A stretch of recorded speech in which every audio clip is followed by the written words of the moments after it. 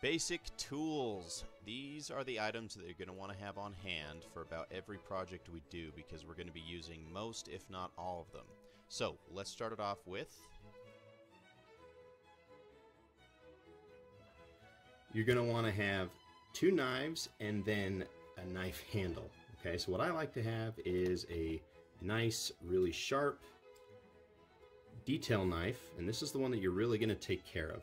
Okay, you're not going to use this for anything else other than removing the softest, smallest details. Okay, fine precision. You're not going to sculpt with this, you're not going to spread glue with this, nothing. Keep the cap to remind yourself that you only use this for the really fine stuff, okay? Also, keep some spare blades and keep them away from the rest of your blades, just as a reminder that that knife is only used for that purpose, okay? Then you're going to have the workhorse. This is the knife that you buy 100 blades on Amazon. You buy spare blades. These don't come nearly as sharp as the actual X-Acto brand, but they work. These are your workhorse. You're going to be removing sprue. You're going to be sometimes putting a little bit of glue and slipping it into joints, and then, you know, using that blade until it's unusable. This is your waster workhorse, okay? And then this is the handle of a larger X-Acto knife, but I don't even have the large blades for it. You don't really need them that much. What I have this for is it's a heavy, smooth, flat rolling roll pin for when I roll out the green stuff.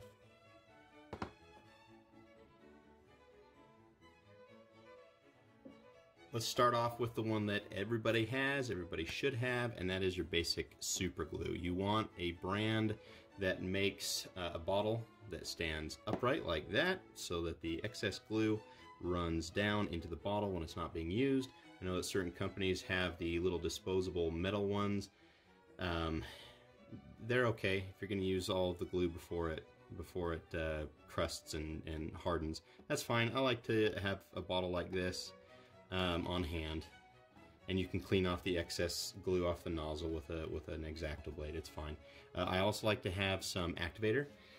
What this does is it cures your glue super fast with one spray. It only takes 1 or 2 seconds, and then it is rigid. So that comes in super handy. Plastic glue I have, but honestly guys, I don't use it all that much. I find that it doesn't adhere to a whole lot of materials. It also, it takes a long time to cure, and I just don't have the time for that, okay? And maybe you don't either. So if you like plastic glue, you want to stick with plastic glue, that's cool. You just probably won't see it around here very much. Don't tend to use it. One thing you may not have thought of, though, is a clear top coat nail polish. It's a nail polish sealer, and I use that rarely, but I use it when I'm building bulk on a sculpt, like when you use milliput, and it can leave a very grainy, very rough surface. You can actually get a nice smooth surface by covering it in the clear coat, and what that also does is make it extra hard so it doesn't crumble. Milliput tends to crumble. So if you're making, for example, shoulder pads for Space Marines, and you use milliput as a base, it can snap and crumble really easily. That's why we're going to coat it with that. Okay, and then the last one is just white Elmer's glue, PVA glue. It's used for basing and that sort of thing. Have that on hand. Put it in a little teardrop bottle so you don't use more than you need. It is cheap though, and best of all, it's not as caustic or as nasty smelling as you know, super glue and all those. So have those on hand.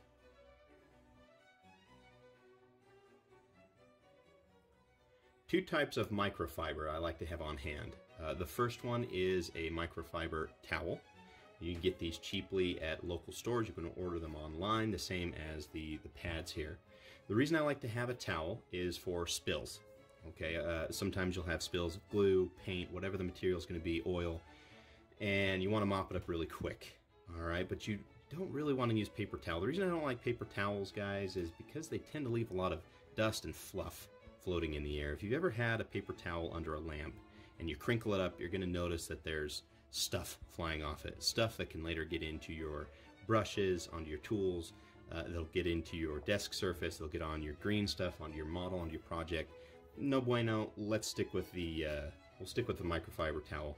And then the disc here, the little pads, are great for wiping your fingers on. They're good for cleaning off brushes or pushers, rubber tip brushes, which we'll go over in a minute. They don't take up a lot of space on your table. They're easy to use. They don't move around. These are great.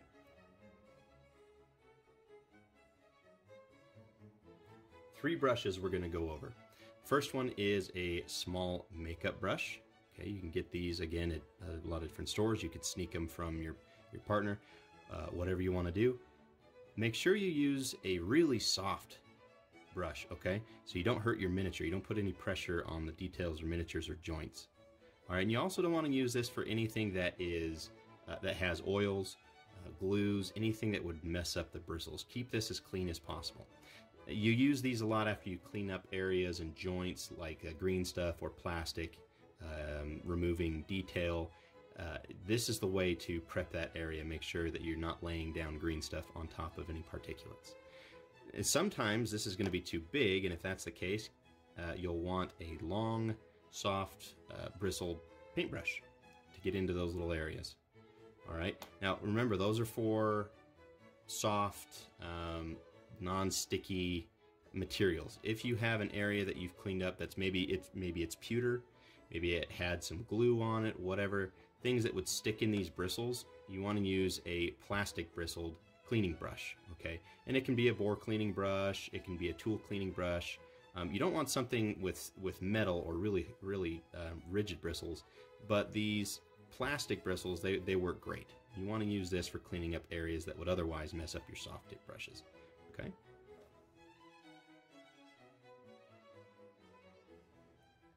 Parchment paper is super useful, both for painting with a wet palette, but also for our purposes, sculpting with green stuff. We're going to be folding green stuff into this paper every project. Okay, it gives us a non-stick surface that we can cut and throw away when we don't need. You can also use it as a disposable palette if you need to put little bits of super glue on here and then dip your work knife in it and get it into small areas. They're great. Tons of different uses. You can find these at your grocery store by the roll. Super inexpensive and easy to find.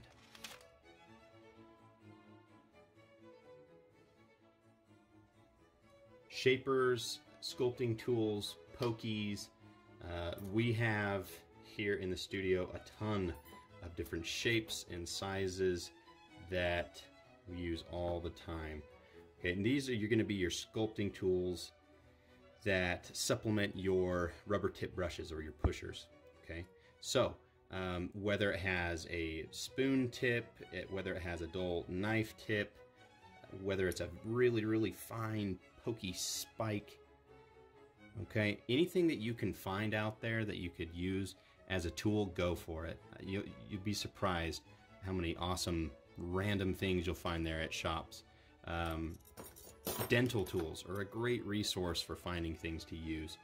Have these on hand, make sure that they're clean, and make sure you get stainless because you're going to have your finger oil all over them as well as mineral oil, sometimes your saliva. Keep them clean and make sure you get stainless so that they last a good long time.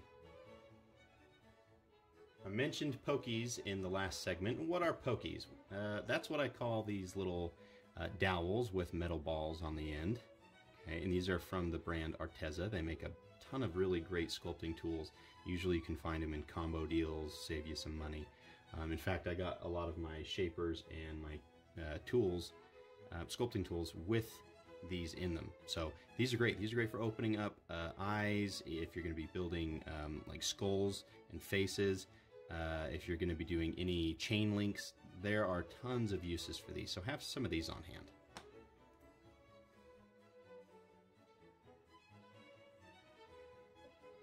Now the tool that you can't go without, at least I can't, are rubber tip brushes or pushers. Okay, I have had this guy for years and years. Look how worn out he is, and this is still my go-to. I do 80% of my shaping with this one right here. Rubber tip brushes are exactly what they sound like. You just have wood or plastic handles, and instead of bristles, you have a rubber tip. Okay. Now these come in various hardnesses or stiffness levels. Yeah, they some of them are hard, some of them are soft. The soft ones are good for spreading soft detail and careful detail, usually especially during cure times where the green stuff has gotten a bit harder. You can really smooth out detail with these.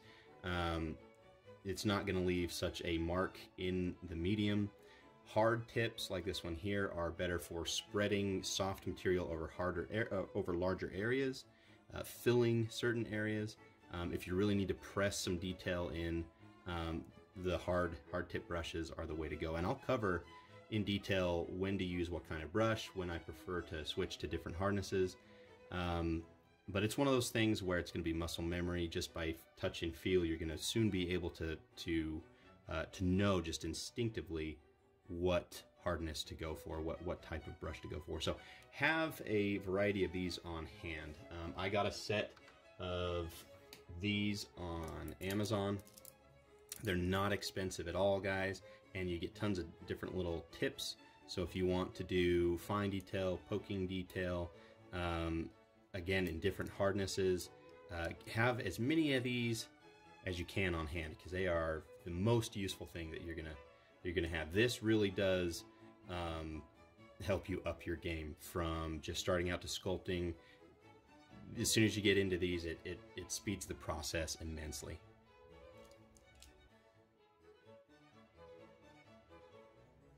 Next, we're going to be talking about files, sanding, little hand Dremels, and a jeweler saw. So let's start with that, with the saw.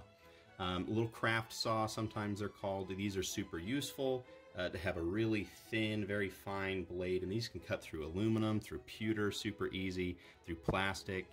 And these are very handy if you're going to be doing large miniatures or you need a really fine detail to cut in between a joint. For conversions and weapon swapping and all that stuff, these give you a super clean cut.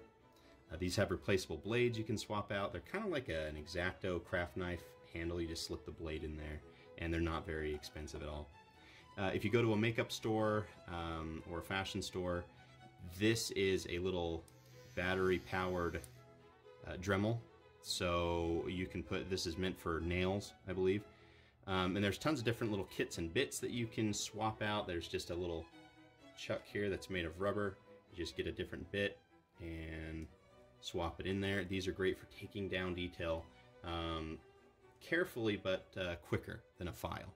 And that leads us to these guys. So whereas this is quick to remove material, if you want to carefully and slowly shape something like plastic card or resin or plastic, these are the way to go. You just want really fine detail, and you want to go slowly to get that final shape.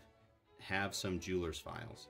All right, craft stores, hobby shops. I think I got these at a hobby shop in a set. I don't know if Citadel makes some, but there's a lot. You can get them at hardware stores as well. Anything from diamond coated to just tool steel. Have a set of these on hand for sure. Next, we're going to talk about snips. Snips are super important in that you're going to use them all the time, and because you're going to be using them all the time, they're going to get dull. They're going to get nicks and notches in the blades. So you want to have a pair of snips that are only meant for soft, precise materials. Remember what we talked about with the craft knives, with the X-Acto knives, that you have your fine detail, your careful detail, soft material, precise snips. Make sure you have a set that you will not cut metal with it, not pewter, not paper clips for pinning, nothing. These are your careful, take care of them set. And then you have some work ones that you can cut through soft materials like pewter, but mostly plastic and things like that. Okay, you can get little fine nose ones and get these at the hardware store, order them online, get a bunch of different sizes. It's not bad to have different options around. And then you also want to have some heavy duty snips like these ones, okay, for cutting paper clips for pinning. And then having some fine, some needle nose pliers is also a good idea in conjunction with a pair of regular pliers. All right, so when we're shaping armatures or we're bending those pins for joints, we have a lot of control. The pliers allow us to take two different sides and bend them really carefully, and we'll go over all of that, but it is a good idea to have a wide variety of snips and pliers. All right, Dremels, little hand drills. I like to keep two sets, or rather two different drills, so that I can have a starter drill size and then a larger drill size in case I need to move up. These are great for pinning joints. They're great for taking holes out of materials and then sculpting detail into those holes. Very useful, very versatile. You want to make sure that you don't get, see, I've got some green stuff on there. Make sure you don't get glue or anything nasty in the threads or paint. When I was young and silly, I used to use these to paint with, and now I have paint down into the chuck. Take care of these and they'll take care of you. It's also helpful to have a drill bit set that you can get from a hardware store, and ones that will drop right into the chuck on these drills, so that you can drill all sorts of different holes. The drill bits are not expensive, and that opens up the possibility of being able to use different size magnets and pins. It just increases the versatility of this tool.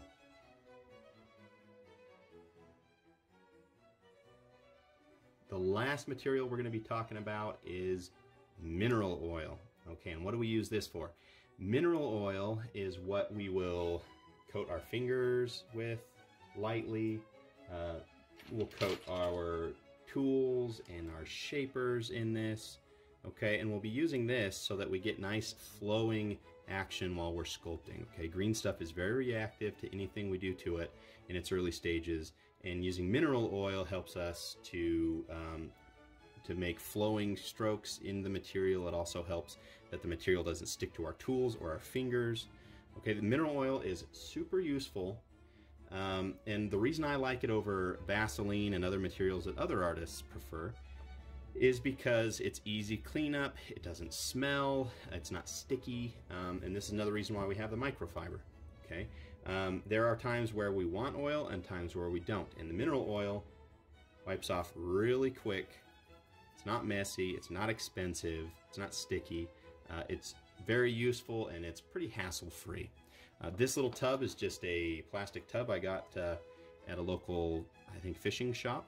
Okay, and it comes with a little lid. I just put some foam inserts from a Army transport foam set, threw that in there, poured mineral oil in there, and that has lasted for a good long time. So it's very inexpensive to have a setup like this. It's very useful, very low profile on your table, doesn't take up a lot of room. You can just dip, use your tool, and then when you don't want oil, you just clean off with the pad. So that about wraps it up for the basics, but the one that I want to emphasize the most is the rubber tip brushes. These really are crucial. So I know that this was a larger list, that these are a lot of items, but I would highly recommend that you grab these first. I'll try to help you guys out and find a link to some inexpensive ones that work really great. Get those first because they really do help the capability of a sculptor. Okay, in the next project that we're going to be doing, we're going to be using them very heavily. So grab a set of those, get a hobby knife, some mineral oil, and some parchment paper, or maybe some microfiber. Those are your very, very basics and the most important, and you should be set up well enough for our next project. Thanks, guys. Really appreciate it.